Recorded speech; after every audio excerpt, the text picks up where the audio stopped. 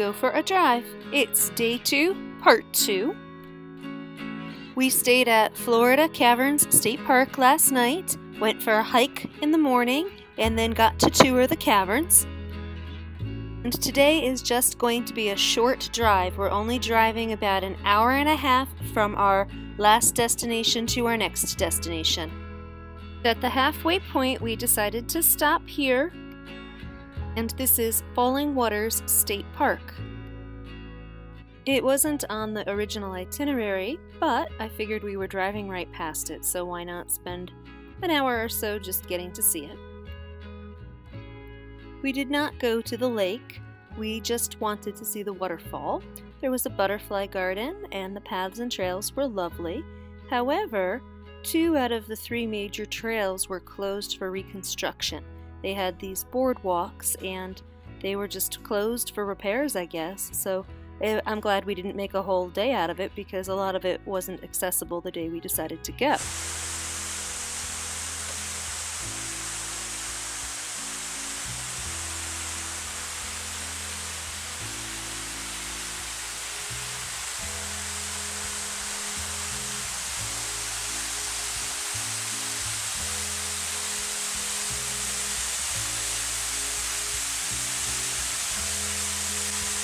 And that was it. That was the waterfall.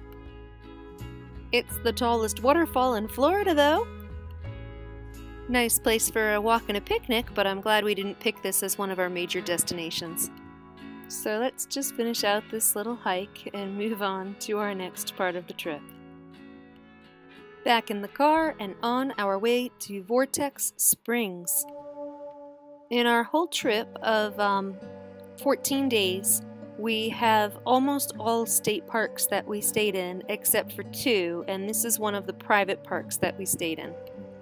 And after parking the RV, we decided it was time to let Chicken out for some fresh air. She's doing a great job traveling.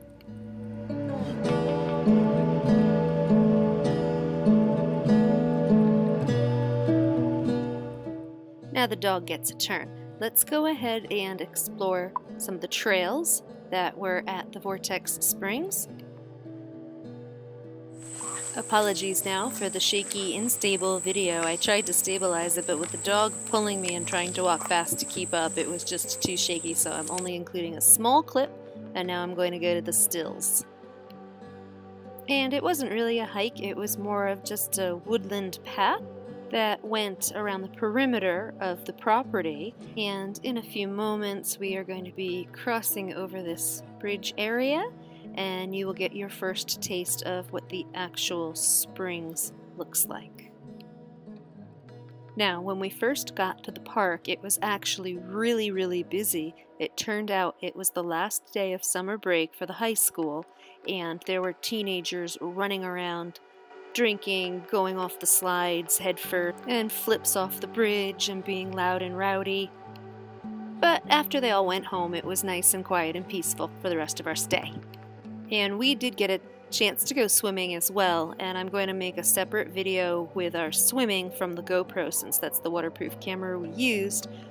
But these shots were all taken later after the crowds left. And here's Baraka trying to negotiate the bridge, which was really adorable, I thought.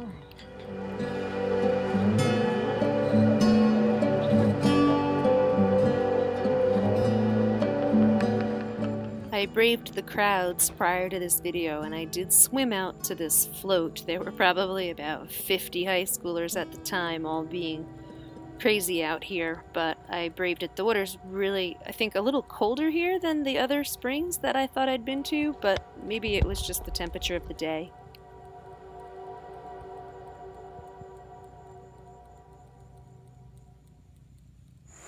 And I'm going to finish out this video with an owl.